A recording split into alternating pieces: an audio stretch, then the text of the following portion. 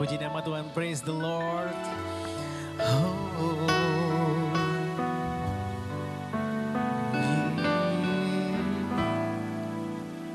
Jesus. Musim akan selalu berganti, kasih Tuhan tetap abadi.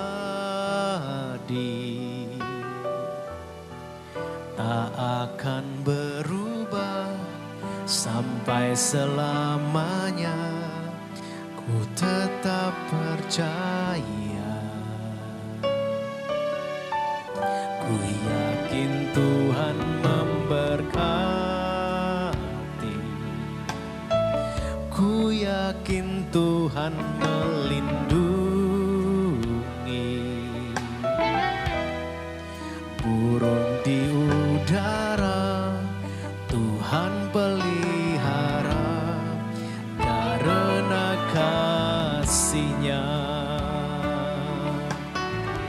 Tuhan selalu menolongku, selalu menjagaku. Sehelai di rambutku tak akan terjatuh tanpa seizin-Mu. Tuhan selalu menolongku, selalu menjagaku. Dia mengenyangkanku dan peliharaku seumur hidupku. Katakan sekali lagi. Musim akan selalu berganti, kasih Tuhan tetap abadi. Tak akan berubah sampai selamanya, ku tetap percaya. Ku yakin Tuhan memberkati, ku yakin Tuhan melindungi. Burung di udara Tuhan pelihara karena kasih. Mari angkat tanganmu, katakan bersama. Tuhan selalu menolongku, selalu menjagaku. Sehelai di rambutku tak akan terjatuh tanpa seizin-Mu. Tuhan selalu menolongku, selalu menjagaku. Dia mengenyangkanku dan peliharaku seumur hidupku. Mari bersama angkat tanganmu, katakan Tuhan selalu menolongku, menjagaku. Sehelai di rambutku tak akan terjatuh tanpa seizin-Mu. Tuhan selalu menolongku, selalu menjagaku. Dia mengenyangkanku dan peliharaku seumur hidupku. Dia mengenyangkanku, Dia mengenyangkanku dan peliharaku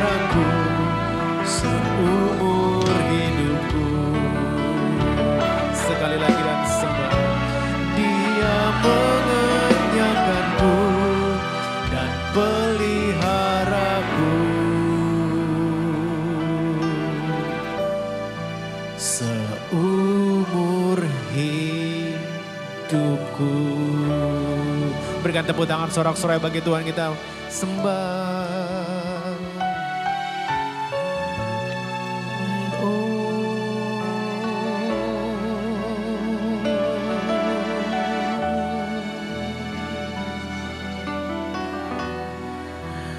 Kau pelihara kami Tuhan.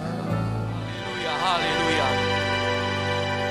Bapa, kami mengucap syukur Tuhan untuk apa yang telah Tuhan buat di dalam hidup kami. Meskipun begitu banyak hal yang harus kami hadapi, tapi kami percaya di balik masalah kami ada Tuhan yang berjalan bersama dengan kami. Sehingga Tuhan akan menyingkapkan berkat-berkat-Nya, khususnya di dalam kerohanian kami. Biarlah Tuhan pada pagi hari ini, firman Tuhan kembali memberikan kekuatan kepada kami, mencerahkan kami, memanggil kami kepada jalan-jalan Tuhan. Hari ini kami mau belajar Tuhan, duduk di bawah kaki Tuhan, mengambil bagian yang terbaik, yaitu mendengarkan sabda Tuhan. Mengurapi setiap kami di tempat ini. Biarlah saat kami keluar dari tempat ini, kami menjadi orang-orang yang berbeda, orang-orang yang telah ditransform, yang telah berubah menjadi manusia yang baru, menjadi serupa dengan Kristus. Terima kasih Tuhan. Di dalam nama Tuhan Yesus, kami sambut firman Tuhan. Haleluya. Amin. Amin. Silakan duduk. Shalom Bapak Ibu Saudara yang dikasihi Tuhan. Hari ini kita akan mengangkat firman Tuhan dengan tema bulanan gereja, yaitu Glory of the World. Glory of the World. Kemuliaan firman Tuhan, saudara. Kemuliaan firman Tuhan itu artinya menandakan satu keberadaan firman yang mulia. Artinya saudara, firman Tuhan itu mulia. Firman Tuhan itu agung. Firman Tuhan itu suci, saudara. Saking sucinya, saudara, tidak ada yang ditutup-tutupi. Makanya kalau saudara melihat kisahnya Daud, kenapa orang yang dipilih Tuhan, bahkan menjadi garis keturunannya Yesus, tetapi pernah melakukan kesalahan besar. Yaitu jatuh di dalam perzinahan, dan jatuh di dalam pembunuhan berencana, saudara. Itulah firman Tuhan. Dan itulah juga mengajarkan kepada kita bahwa orang Kristen itu hidup karena anugerah. Grace. Kalau saudara mungkin baca Kidung Agung, ya, di situ banyak sekali puisi-puisi. Lalu saudara melihat banyak kejadian-kejadian yang begitu detail, saudara. Kenapa ditulis di dalam kitab suci? Mau baik, mau buruk, saudara belajar kedua hal. Yang buruk jangan dilakukan lagi, yang baik diteruskan. Itulah kitab suci, saudara. Tidak seperti saudara kalau pergi ke toko buku, cari buku-buku rohani, tulisan seseorang, mereka pasti membanggakan dirinya, membanggakan ajarannya, membanggakan programnya, membanggakan dirinya, saudara. Yang ditulis adalah hal-hal yang baik saja. Nah, hari ini saudara, kita akan melihat firman Tuhan yang begitu mulia dan agung. Kalau saudara hadir pada minggu lalu, itu ada 4 poin kita sudah bahas. Kita akan melihat lagi 2 poin hari ini, saudara. Tetapi itu tidak serial, tetapi saudara poin demi poin. Jadi kalau yang tidak sempat ikut minggu lalu, nggak masalah. Tetapi biarlah sama-sama hari ini kita belajar firman Tuhan. Kita sama-sama konsentrasi, saudara. Kita lihat dulu di dalam Kejadian 1 ayatnya yang pertama sampai dengan kelima. Kejadian 1 ayat yang pertama sampai dengan kelima.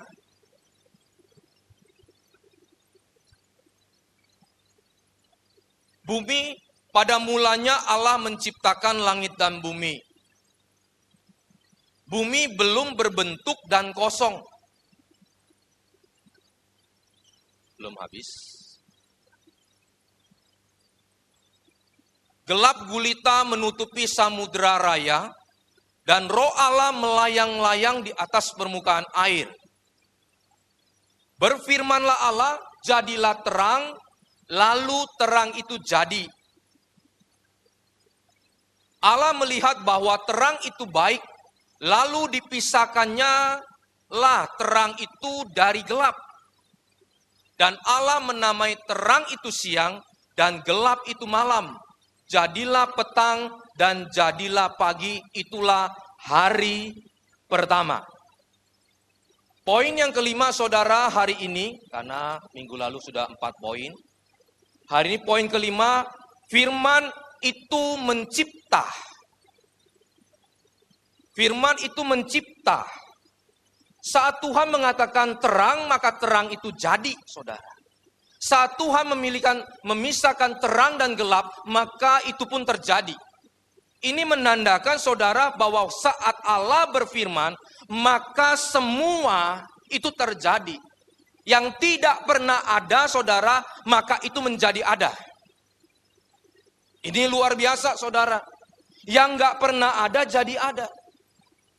Dan saya mau katakan bahwa firman itu, ya, ini firman kecil ya, artinya bukan firman yang menjadi daging. Tapi memang Allah berkata, Allah bersabda. Itu pun sama saudara, itu adalah Tuhan sendiri. Keinginan Tuhan.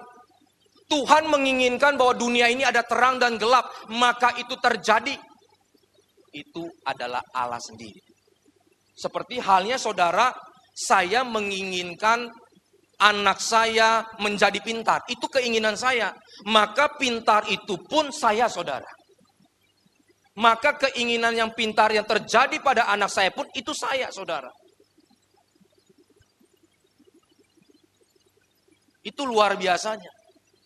Tetapi kadang saudara dan saya bisa membaca di dalam Alkitab, Allah menyesal. Ya. Apakah Allah menyesal, saudara? Karena Allah itu nggak pernah salah dan memang nggak bisa salah. Nggak bisa salah, saudara. Karena dia Allah sendiri. Apa yang dia katakan itu nggak mencela-mencela. Ia katakan iya, tidak katakan tidak. Kalau sudah diciptakan, saudara, itu tidak ada penyesalan. Tidak ada. Makanya waktu Allah mendatangkan air bah, di situ Allah menyesal menjadikan manusia.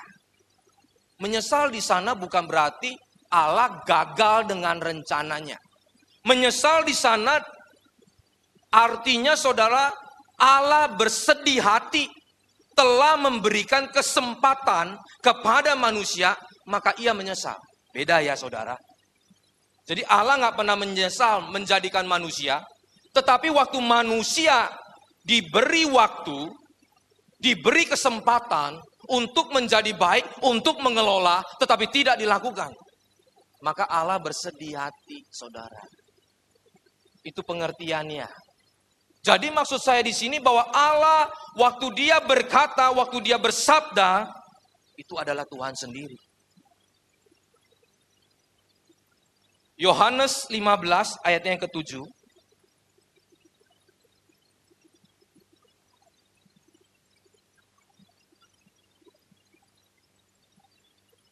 Dikatakan, jikalau kamu tinggal di dalam aku, dan firmanku tinggal di dalam kamu, mintalah apa saja yang kamu kehendaki, dan kamu akan menerimanya. Jika kamu tinggal di dalam firman, kan Allah sendiri. Dan firman itu tinggal di dalam kamu, maka apa yang kamu kehendaki, itu terjadi. Luar biasa saudara, mencipta. Tetapi pertanyaannya, kenapa firman yang ada di dalam kita itu tidak menjadikan apa-apa? Mungkin kita sudah teriak sama Tuhan. Kita sudah doa sama Tuhan, saudara. Kita sudah dengar firman. Tetapi tidak mencipta apa-apa. Tidak menjadikan apa yang kita doakan, apa yang kita teriakan, saudara, tidak terjadi. Di mana kuasa firman-Nya? Firman itu bukan tidak berkuasa, saudara. Saat firman kita dengar, itu memberitahu kepada kita. Tetapi waktu kita melakukannya, maka itu menjadi kuasa. Jadi pertanyaannya, apakah kita sudah melakukan? Apakah kita sudah dikuasai firman? Jangan kita hanya menguasai firman, itu bukti kita tahu ayat, kita tahu firman, kita dengar firman, itu namanya kita menguasai firman, saudara. Tapi firman Tuhan mengatakan, saat firman itu menguasai kamu, maka kehendak kita, keinginan kita, saudara, sinkron dengan Tuhan. Maka apa yang kita katakan, jadi, saudara. Ini penting. Kalau boleh kita lihat di dalam terjemahan Inggrisnya. Bisa dibukakan. Di dalam terjemahan Inggris begini. If ye abide in me, and my word itu firman ya, abide in you. Ye shall ask what ye will, and it shall be done unto you. Tetap diberikan di sini dulu. Saudara, kata ye sama you itu ada beda. Ye itu bentuknya jamak, you itu bentuknya tunggal. Jadi saudara, kalau saya terjemahkan begini. Banyak orang yang menguasai dan tinggal di dalam firman. Ini bukti banyak orang dengar firman, dengar khotbah, baca Alkitab, baca renungan. Tetapi sedikit yang dikuasai firman. Makanya bentuknya you, saudara. Banyak orang yang berdoa, banyak orang yang meminta, saudara. Tetapi sedikit yang dijawab Tuhan. Yang dijawab itulah yang dikuasai oleh firman. Yang dijawablah adalah orang yang melakukan firman, saudara. Kita baca, ganjaran orang yang rendah hati adalah kehormatan, kekayaan, umur panjang. Kita baca, kita dengar, saudara. Tapi kita nggak pernah jadi orang yang rendah hati. Bagaimana kita dapat kehormatan? Bagaimana kita dapat yang namanya umur panjang, saudara? Itu arti dari Yohanes 15 tadi. Oleh karena itu, kalau firman Allah itu mau mencipta di dalam hidup kita, maka firman itu harus kita lakukan. Poin 5 yang ke B, kita lihat di dalam Kejadian 1. Ayatnya yang ke-28. Masih di poin 5 tetapi yang B. Kejadian 1 ayatnya ke-28. Allah memberkati mereka, lalu Allah berfirman kepada mereka, beranak cuculah, bertambahlah banyak, penuhilah bumi, dan taklukkanlah itu, berkuasalah atas ikan-ikan di laut, dan burung-burung di udara, dan atas segala binatang yang merayap di bumi. Poin kedua, saudara, dikatakan yang sudah ada, yang sudah dicipta, itu dikelola. Oleh siapa? Oleh kita. Yang sudah ada, dijadikan ada. Nah, itu bedanya Tuhan dengan kita. Kalau Tuhan menciptakan dari yang benar-benar nggak ada, nggak pernah terpikir, jadi ada. Tapi kita manusia, saudara, yang sudah Tuhan cipta, yang sudah Tuhan adakan, itu kita kelola, kita kembangkan.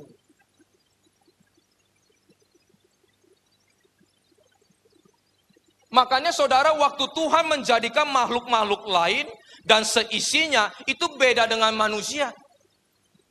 Jadilah terang, maka terang itu jadi. Tapi waktu dia menjadikan manusia, dia bentuk dengan tangannya. Lalu dia hembuskan rohnya. Sehingga saudara dan saya punya kemampuan untuk mengelola.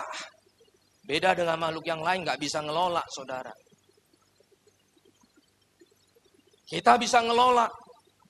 Beranak cucu lah.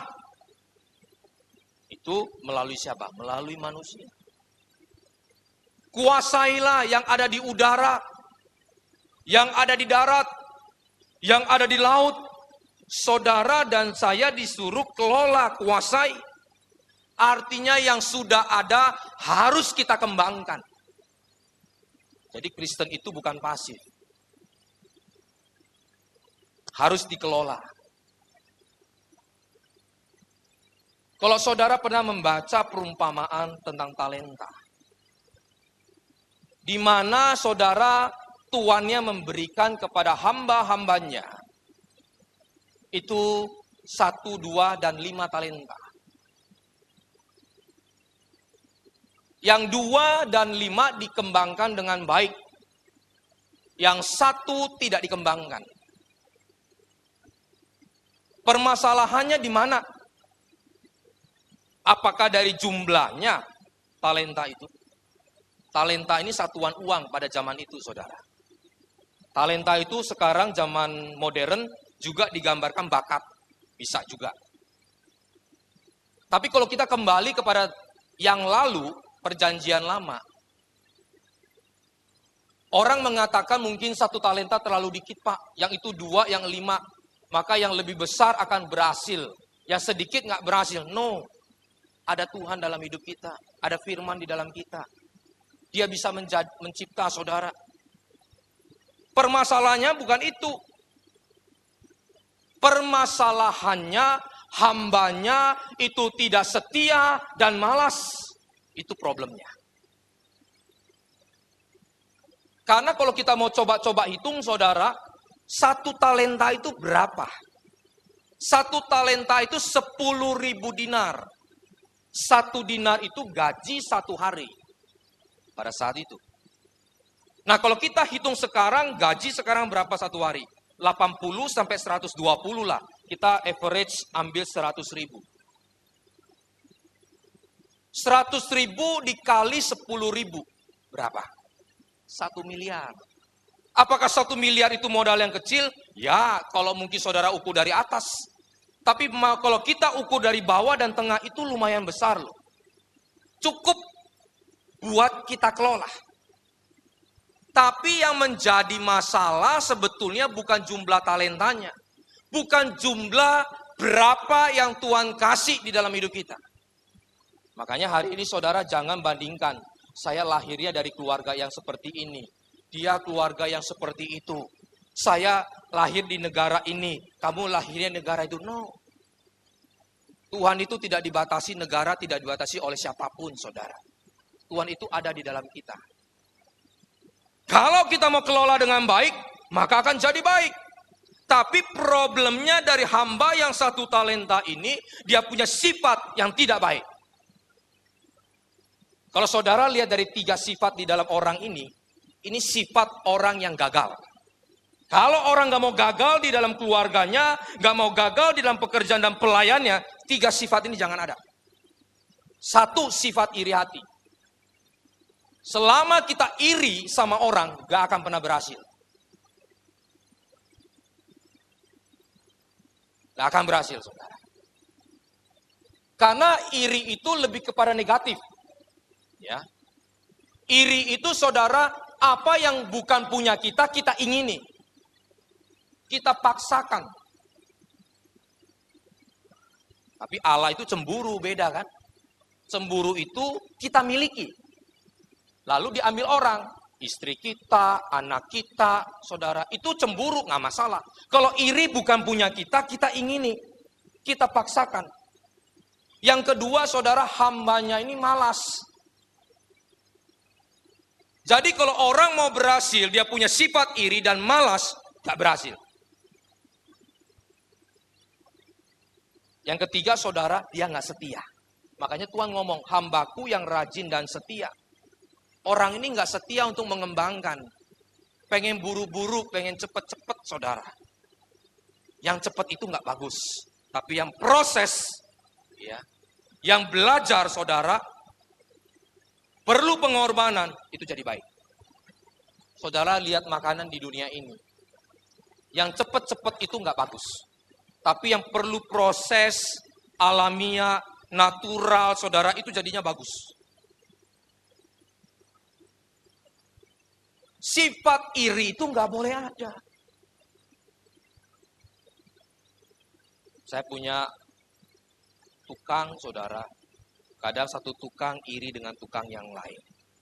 Ya mungkin bukan tukang, kadang-kadang joinan kita, kadang-kadang teman kita, ya kadang-kadang kan kita ada share. Dia satu dengan yang satu tuh bisa iri, saling iri. Kerjanya sudah nggak bagus. Gua kerja lebih banyak, kok dia dapatnya lebih banyak. Kadang-kadang kita juga begitu. Saya sudah pelayanan. Saya sudah gereja nih. Yang itu nggak gereja, nggak pelayanan, lebih diberkati. Nah, itu sudah iri. Nggak akan maju, buat dia nggak akan maju. Dia akan, saudara, pelayanannya mulai malas, kerjanya cari pujian, cari dilihat orang. Itu side effect-nya. Sehingga saudara ada pepatah ngomong begini, bagus, saya rasa ini bagus. Kamu jangan lihat, kamu jangan hitung berapa banyak orang dapat.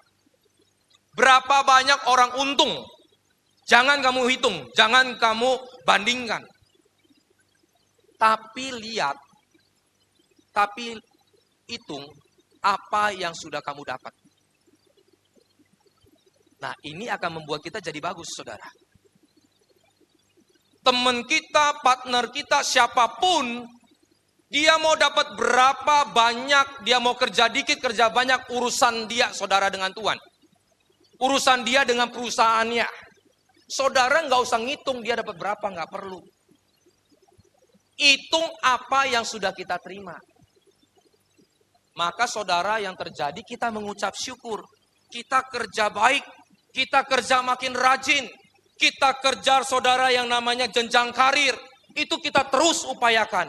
Maka talenta itu 1 jadi 2, 2 jadi 4, 4 jadi 8, 8 jadi 16. Susul kan yang 25 tadi. Apa bedanya?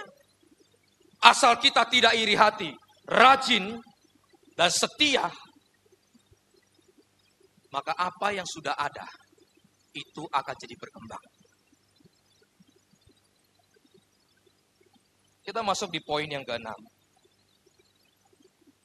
Alkitab firman Allah. Kenapa ini penting, saudara? Alkitab itu firman Allah. Karena kalau coba saya lihat, saudara, saya juga baca. Alkitab itu sebagian orang mengatakan bukan firman Tuhan. Nah, itu agama-agama lain. Jadi Alkitab itu, saudara, ada 5 pandangan. Satu, Alkitab itu bukan firman. Itu kata-kata orang yang bukan Kristen. Hanya buku tulisan manusia biasa. Tetapi yang kedua, saudara, ada orang mengatakan Alkitab itu berisi firman Allah. Artinya ada yang bukan. Mukjizat 5 roti 2 ikan, 5.000 orang lebih itu bukan. Yang bisa dilakukan dan dinalar secara logika, dan tulisan yang merah-merah itu yang Yesus ngomong, itu baru. Tapi kalau kejadian-kejadian mukjizat itu bukan. Ya. Lalu Alkitab menjadi firman Allah. Alkitab itu dijadikan firman Allah oleh pembacanya, saudara. Kalau pas dibaca kejadiannya sama dengan kejadian saya, nah itu firman tuh. Kalau yang nggak mungkin terjadi, itu bukan firman Tuhan. Nah, jadi Alkitab itu dijadikan firman Allah. Itu pandangannya. Yang keempat, saudara, Alkitab adalah firman Allah. Nah, ini sudah hampir mirip. Tetapi ini belum totally. Karena kalau ada kata adalah, masih perlu pernyataan, perlu konfirmasi dari seseorang, baru itu firman Tuhan. Perlu orang melegalisasi, baru itu firman Tuhan. Contoh, saya datang kepada Pak Daud, lalu saya ngomong, Pak Daud, saya ini Hendri A. Padahal saya nggak perlu, saya adalah Hendri Ang, nggak perlu. Saya datang, Pak Daud langsung tahu, saya Hendri Ang. Beda ya saudara. Saya perlu menjelaskan lagi, saya mengkonfirmasi lagi, saya ini Hendri Ang loh Pak. Saya adalah Hendri Ang Pak. Itu belum menyatakan seutuhnya saya Hendri Ang. Sehingga saya perlu ngomong, mungkin terangkan. Tapi yang kelima, Alkitab firman Tuhan. Tidak perlu konfirmasi dari siapapun. Saudara percaya nggak percaya, suka nggak suka, itu adalah firman Tuhan. Kita lihat di dalam 2 Timotius 3, ayatnya yang ke-16. 2 Timotius 3, ayat yang ke-16.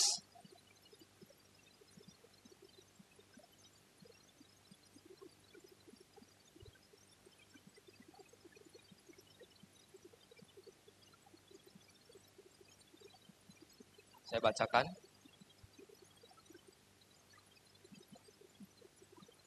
Segala tulisan yang diilhamkan Allah memang bermanfaat untuk mengajar, untuk menyatakan kesalahan. Saudara garis bawahi. Mengajar itu untuk menyatakan kesalahan. Untuk memperbaiki kelakuan dan untuk mendidik orang dalam kebenaran.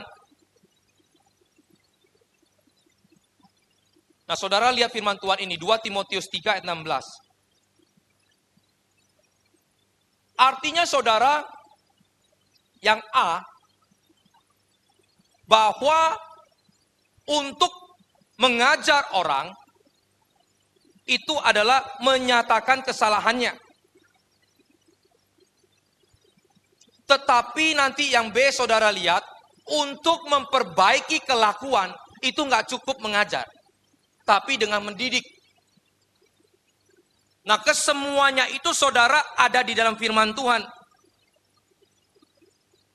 Oleh karena itu begini saudara. Saat manusia jatuh di dalam dosa, maka saudara, manusia itu kehilangan statusnya. Benar menjadi berdosa. Pikirannya yang baik, akhirnya saudara menjadi tidak baik, rusak. Nah inilah saudara yang perlu dikembalikan. Saudara ngakui Yesus sebagai Tuhan, itu cuma mengembalikan status. Dari orang berdosa menjadi orang benar. Waktu saudara mau dibaptis, itu menandakan bahwa statusnya dipindah.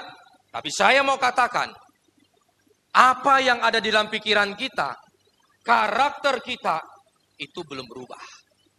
Halo? Tapi kuasa dosa itu sudah dikalahkan, betul. Tapi enggak eng-eng saudara. Enggak kita masuk di dalam air, kita keluar, langsung jadi orang suci. Enggak ada. Jadi orang baik, omongannya saudara sudah langsung membangun. Enggak saudara, itu cuma merubah status berdosa menjadi benar. Nah melalui firman Tuhan, yaitu dikatakan kemuliaan firman, maka saudara dan saya ini diajar, dikasih tahu oleh firman, mana yang salah, bermanfaat untuk mengajar, menyatakan yang salah. Dulu nggak tahu, saudara.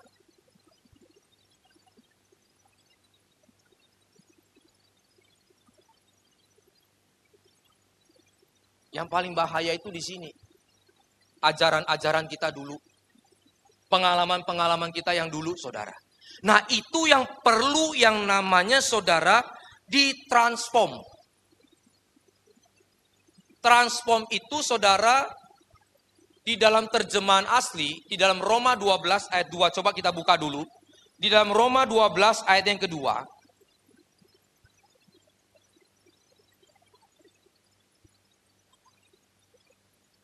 Janganlah kamu menjadi serupa dengan dunia ini. Tetapi berubahlah oleh pembaharuan budimu, sehingga kamu dapat membedakan mana kehendak Allah, apa yang baik dan yang berkenan kepada Allah dan yang sempurna. Jangan menjadi serupa dengan dunia ini.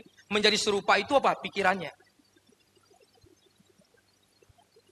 Saat kita saudara dirubah pengertian kita, budi kita, maka kita bisa membedakan mana yang baik, mana yang jahat. Mana yang gak berkenan, mana yang berkenan. Dan itulah yang sempurna. Nah itu yang belum beres saudara. Makanya kita perlu firman. Melalui apa? Poin 6b ini. Melalui ajaran. Perlu diajar orang saudara. Perlu. Saudara lihat. Kenapa di barat sama di timur ajarannya beda. Budayanya itu berbeda maksud saya. Budaya timur dan barat itu beda. Kenapa? Karena dimulai dari ajarannya. Sehingga budayanya budaya barat. Timur diajar sehingga mempunyai budaya timur. Orang timur itu diajarin sopan santun. Makanya saudara lihat barat sama sini beda.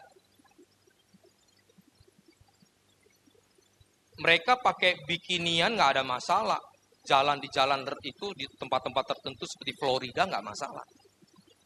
Di tepi pantai kita masalah saudara. Itu budaya. Nah ajaran itu mempengaruhi nih pikiran kita. Makanya kata pembaharuan budi itu ditulis dengan kata metamorfos. Metamorfose. Artinya dirubah. Apanya yang dirubah? Pikiran kita. Itu yang dirubah, saudara.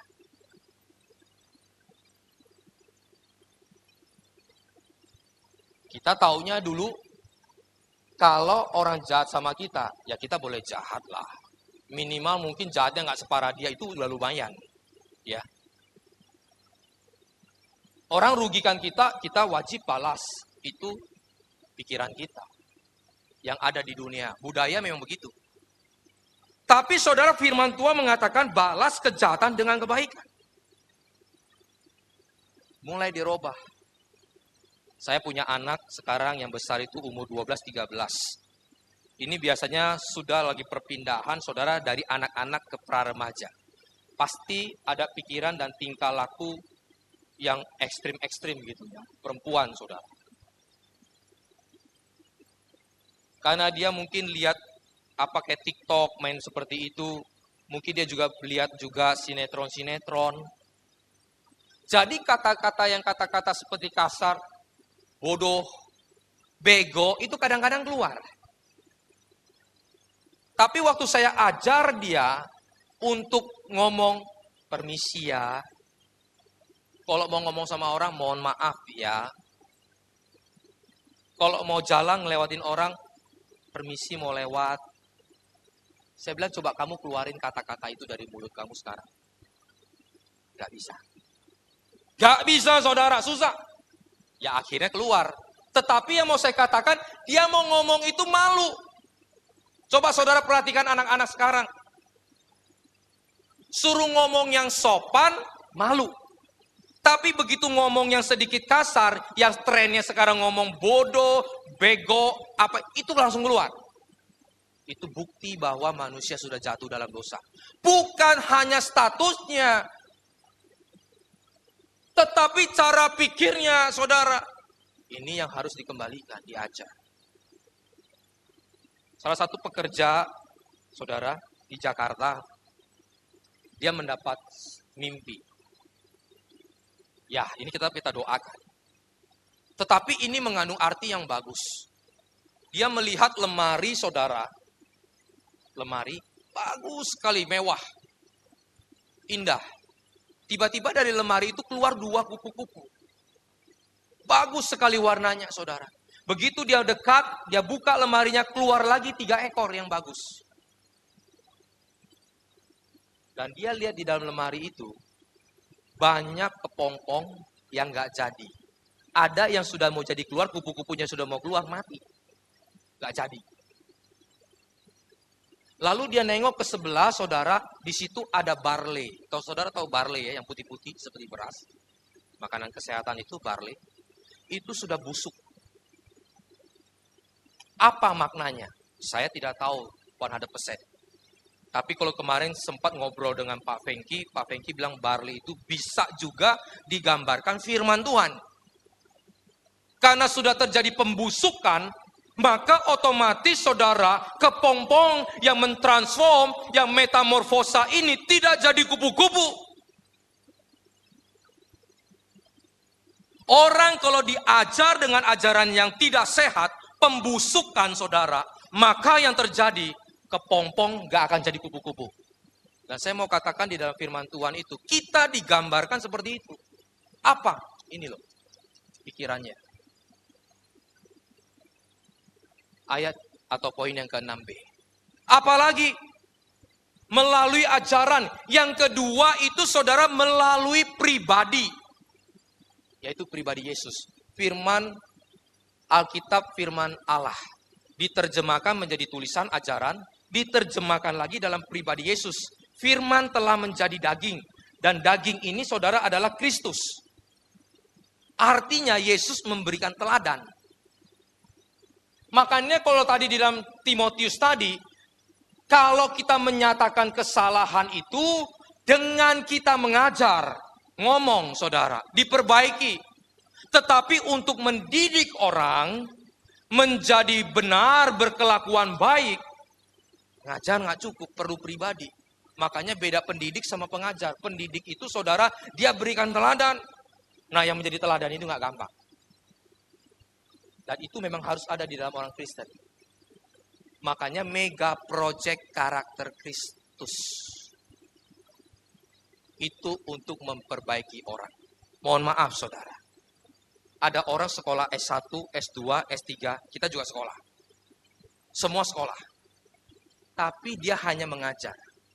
Kalau dia tidak bisa memberikan teladan, maka itu tidak akan memperbaiki orang. Mohon maaf sekali lagi saudara. Ada orang sekolah tinggi-tinggi. Nggak jadi apa-apa. Karena cuma knowledge yang dia punya. Dia cuma bisa mengoper apa yang dia punya dioperkan ke orang. Tetapi dia tidak bisa mendidik orang dengan pengorbanan, teladan, dan semuanya. Itulah yang dikatakan pemuritan. Gak gampang pemuritan. Saya tutup dengan 3 tipe orang. Ada orang saudara dia mengajar, tapi dia tidak melakukan. Ini tidak akan baik. Juga akan terjadi pembusukan. Ngajar yang benar, ngajarnya benar. Karena ada pengetahuan, tapi dia tidak menjadi pelaku, maka dia akan menjadi sandungan. Tapi ada orang yang sudah ngajar salah, sudah pasti dah kelakuannya nggak benar. Pasti. Sedangkan yang benar saja bisa salah. Apalagi yang ngajarnya salah, pasti salah kelakuannya. Nggak ada di dalam Alkitab yang ngajar. Baptisan orang mati. Nah, itu sudah. Nanti beredar tuh. Nanti ada pernikahan orang mati. Waktu pengen mau nikah, tak kesampaian, satu mati. Karena orang yang punya, saudara, orang berpengaruh, anaknya kepingin nikah, akhirnya dinikahin aja. Satu mati, satu enggak. Bisa juga, saya katakan. Karena saudara udah aneh-aneh nih. Nah kalau yang seperti ini sudah pasti kelakuannya nggak benar. Bukan kita menghakimi, tapi itu memang paketnya. Tetapi kita harus menjadi yang nomor 3. Ngajar benar dan juga melakukan. Artinya apa? Ajarannya dan juga pribadinya. Mari kita bangkit berdiri. Kita akhiri firman Tuhan. Dan hari ini saudara dan saya kita akan melakukan perjamuan yang kudus. Mari kita tunduk kepala, kita berdoa. Bapa di dalam surga, yang kami kenal di dalam nama Tuhan Yesus. Firman Tuhan telah kami dengar. Telah mengajar kepada kami bahwa firman itu menjadikan apa yang tidak ada menjadi ada. Menciptakan sesuatu. Tetapi yang menjadi masalahnya adalah apakah kita mau melakukannya. Karena firman akan berkuasa saat firman itu kita aplikasikan. Dan firman itu adalah Allah sendiri. Dan diterjemahkan melalui Alkitab yang mengajar kepada kita. Dan pribadi, yaitu Sang Allah sendiri, yaitu Yesus Kristus. Tuhan menjadi manusia, memberikan teladan kepada kita. Hari ini kalau kami mungkin sudah meleset, sudah jauh dari Tuhan. Biarlah melalui perjamuan yang kudus, yang suci ini Tuhan. Kami diingatkan kembali bahwa kami ini adalah milik Kristus. Sehingga hidup kami bukan kami lagi. Hidup kami persembahkan kepada Tuhan. Untuk dituntun Tuhan. Sucikan, kuduskan setiap kami layakan. Baik juga hamba-Mu yang akan melayani. Dan anggur dan roti ini Tuhan sucikan. Di dalam nama Tuhan Yesus, kami sudah berdoa dan siap menerima perjamuan yang suci ini. Haleluya. Amin. Bapak Ibu tetap berdiri. Apakah semua sudah mendapatkan roti dan anggur? Kalau ada yang belum bisa dilayani, bisa angkat tangannya. Ya. Sudah semua? Ada yang belum? Nah itu bisa dilayani. Yang belum, silakan. Teman-teman yang bertugas di bagian belakang ada yang masih belum.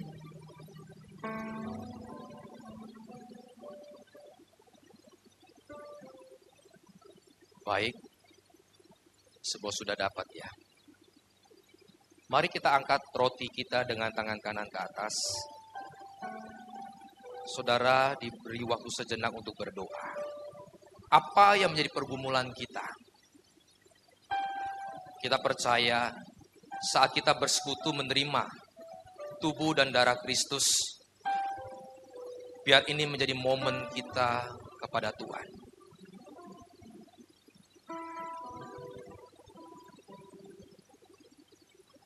Dengarlah firman Tuhan ini. Sebab apa yang telah kuteruskan kepadamu, telah aku terima dari Tuhan.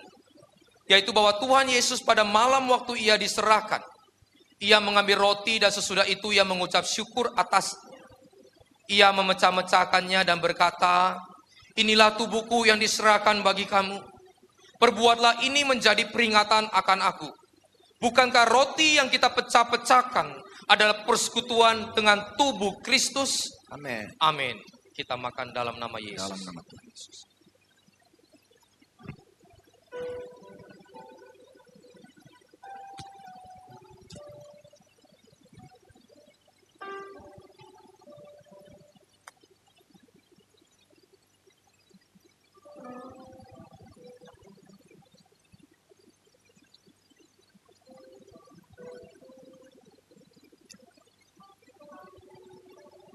Angkat anggur dengan tangan kanan ke atas.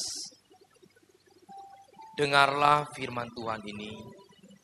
Demikian juga ia mengambil cawan sesudah makan. Lalu ia berkata, cawan ini adalah perjanjian yang baru dimateraikan oleh darahku. Perbuatlah ini setiap kali kamu meminumnya menjadi peringatan akan aku.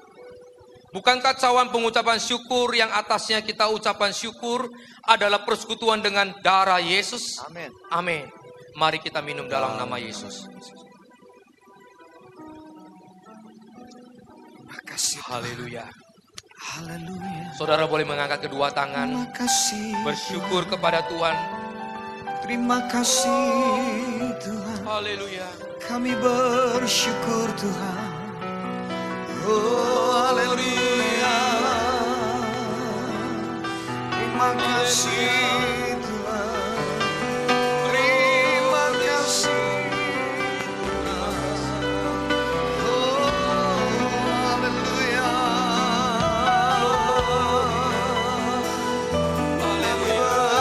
Bersyukur. Terima kasih. Kami bersyukur Tuhan. Kami bersyukur ya Tuhan. Terima kasih Tuhan.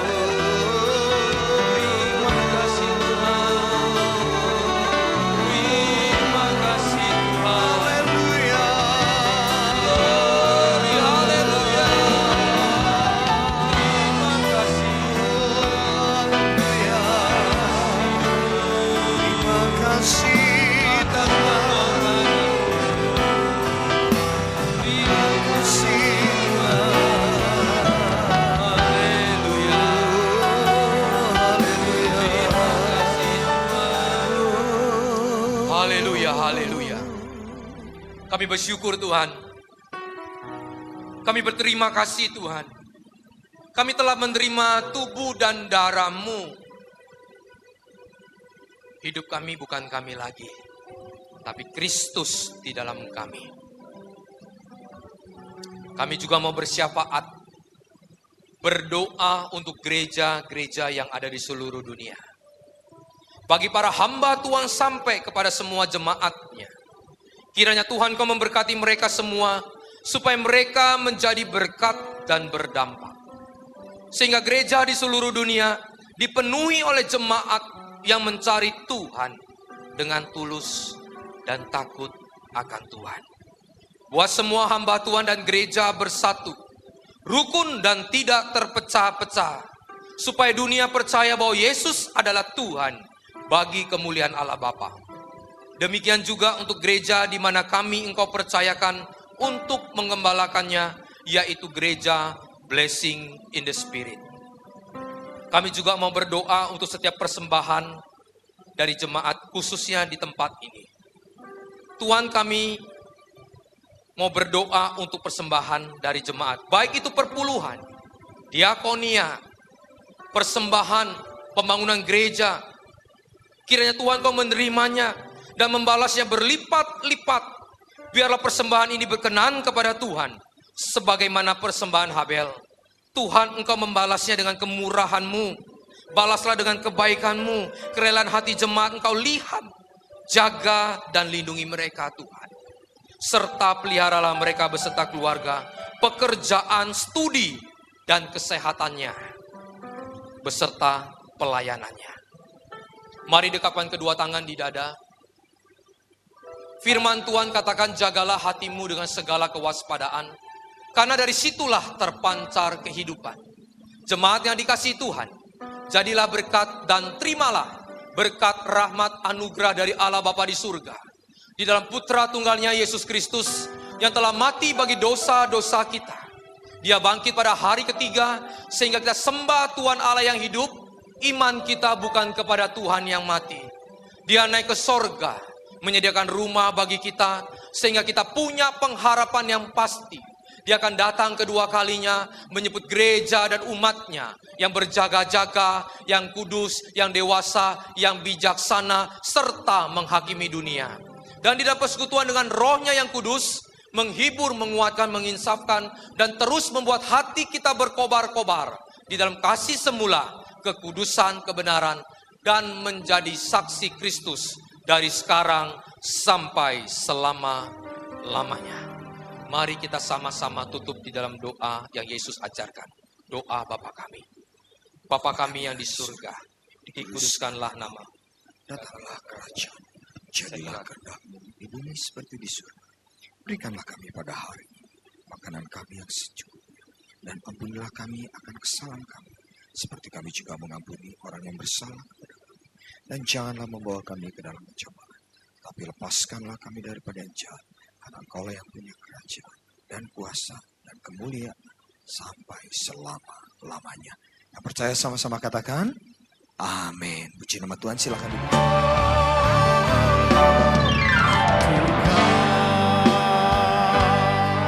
Be the glory to God. Be the glory to God. Be the glory for the things He has done. With His blood, He has saved me. With His power, He has raised me. To God be the glory for the things He has done. Mari pelan-pelan kita bangkit berdiri. To God be the glory. To God be the glory. Oh, to God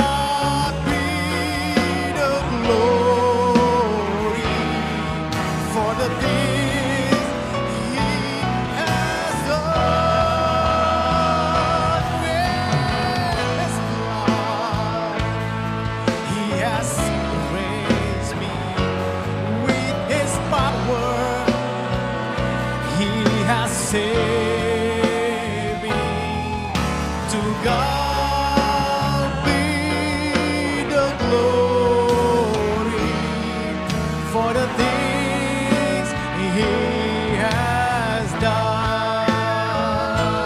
To God be the glory for the things He has done. One more time. To God be the glory for the things He